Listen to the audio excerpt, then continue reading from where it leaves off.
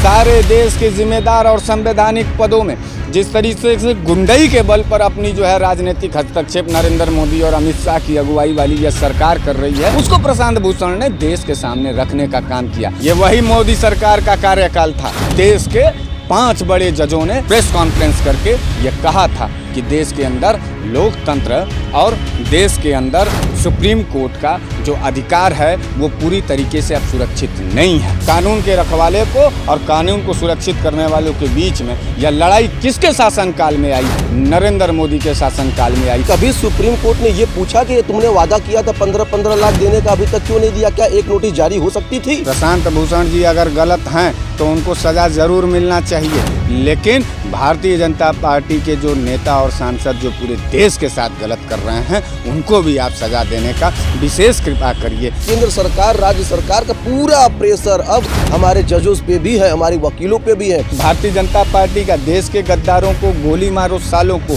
यह देश का गद्दार कौन है उसका पता नहीं चल पाया। अनुराग ठाकुर को भी तो एक नोटिस जारी होनी चाहिए थे।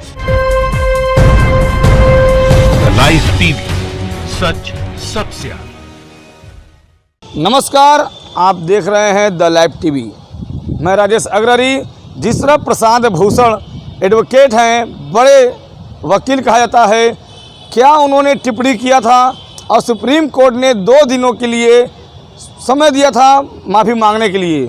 माफ़ी नहीं मांगे, अब बोले जो सज़ा देना है दे दीजिए। कुछ लोग मेरे साथ हैं, हम इनसे बात करेंगे। सारे देश के जिम्मेदार और संवैधानिक पदों में जिस तरीके से गुंडई के बल पर अपनी जो है राजनीतिक हस्तक्षेप नरेंद्र मोदी और अमित शाह की अगुवाई वाली यह सरकार कर रही है, उसको प्रशांत भूषण ने देश के सामने रखने का काम किया। अच्छा, गलत आदमी अगर होते तो आपको मालूम होगा 2 दिन पहले गुरुवार को सुप्रीम कोर्ट ने उनको कहा कि आप वरिष्ठ वकील हैं, आपको 2 दिन का और मोहलत देते हैं, आप विचार करिए अपने शब्द पर। लेकिन आज का बयान आप देखिए प्रशांत भूषण जी का, वो पूरे आत्मविश्वास के साथ कह रहे हैं कि मैंने कोई गलत बात नहीं कहा है। सुप्रीम कोर्ट के अंदर, बेंचों के अंदर, कोर्टों के अंदर, जहां आम हिंदुस्तानी का पूरा विश्वास लगता है कि अगर मुझे कहीं से न्याय नहीं मिलेगा तो कोर्ट एक रास्ता है, उस कोर्ट को भी दागदार करने का या किसके सरकार में यह दिन आया? मोदी सरकार के दिन में आया।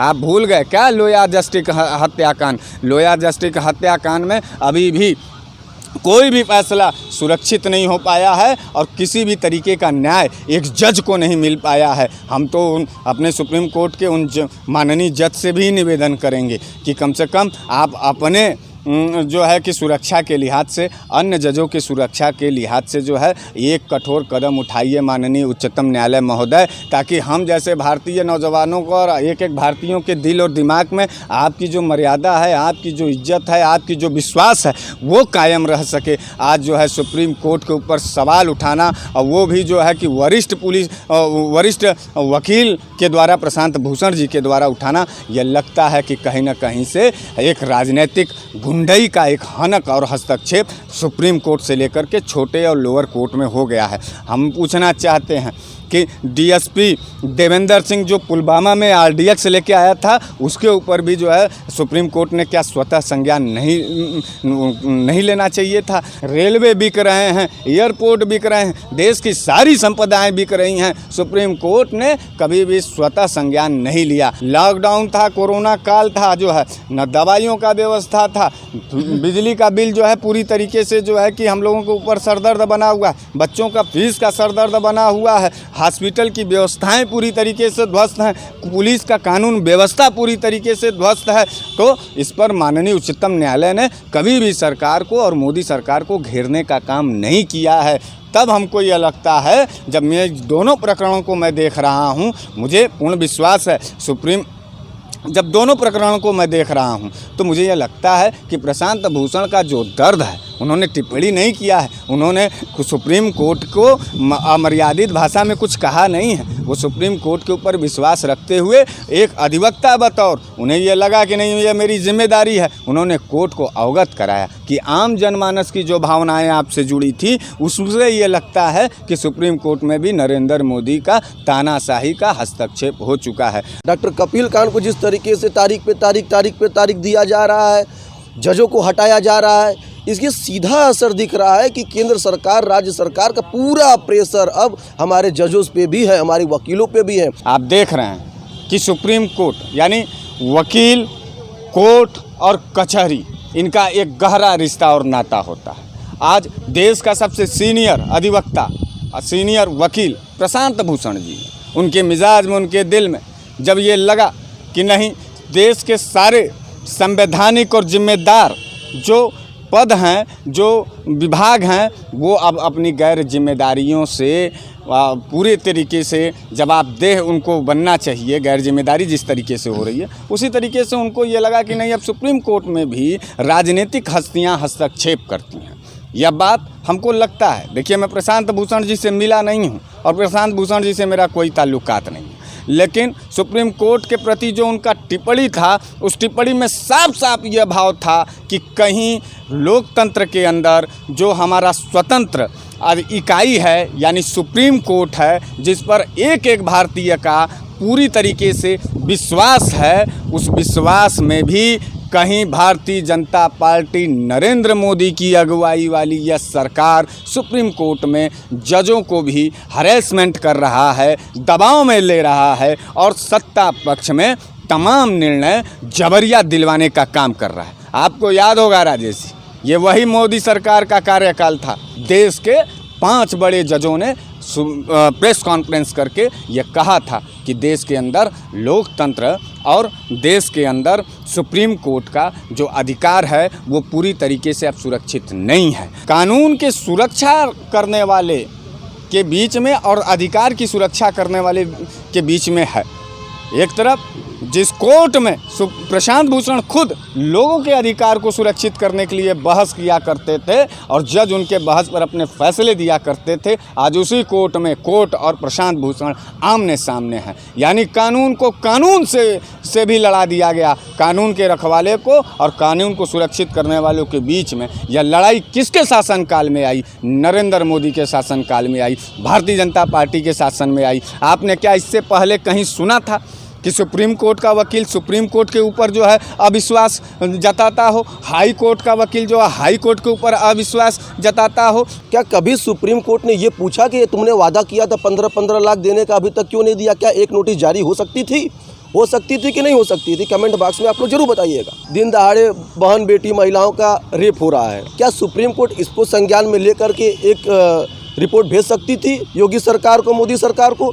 क्यों नहीं भेजती है? दहशत का यह जो माहौल है, नफरत का यह जो माहौल है, हिंसा का जो ये माहौल है, इस माहौल को नरेंद्र मोदी सरकार ने जिस तरीके से कायम किया हिंदुस्तान के अंदर, उसमें जो है इस सुप्रीम कोर्ट महोदय को भी संज्ञान लेना चाहिए। और सीधे सीधे आदरणीय न्यायाधीश महोदय जी, मैं आपसे एक निवेदन करना चाहता हूँ कि प्रशांत भूषण जी अगर गलत हैं तो उनको सज़ा ज़रूर मिलना चाहिए, लेकिन भारतीय जनता पार्टी के जो नेता और सांसद जो पूरे देश के साथ गलत कर रहे हैं, उनको भी आप सज़ा देने का विशेष कृपा करिए। नहीं तो हम लोगों का जो विश्वास है आपके ऊपर, वो कहीं ना कहीं से कमज़ोर पड़ रहा है, दरार पड़ रही है। उस दरार को कृपा करके आप बचा लीजिए। प्रशांत भूषण को भी सज़ा दीजिए, लेकिन भारतीय जनता पार्टी के उन गद्दार नेताओं को भी जिन्होंने भारत को तोड़ने का काम किया है।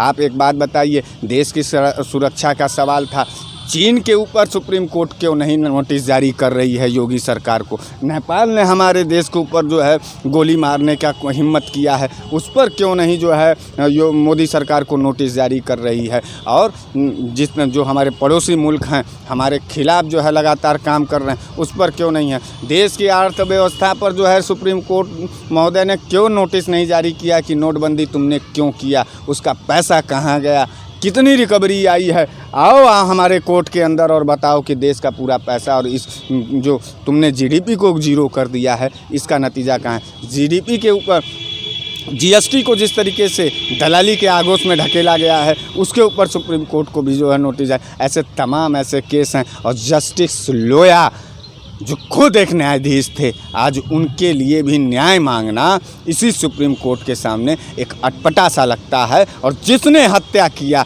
जिसने हत्या करवाया, वो सरकार के अंदर मुस्कुराता हुआ हम लोगों के ऊपर छातियों पर गोली मारने का काम करता है, और वो शान से खड़ा है और हमारा कोर्ट जो है चुप बैठा हुआ है। तब हम लोगों को यह सवाल करना वाजिब हो जाता है कि आखिर हम लोकतंत्र में, हिंदुस्तान के लोकतंत्र में सुरक्षित हैं या नहीं हैं। ये आक्रोश जारी है और जारी रहेगा। सुशांत सिंह राजपूत के ऊपर सीबीआई जांच, ईडी, सारी चीज़ें चारों तरफ से लग चुकी हैं।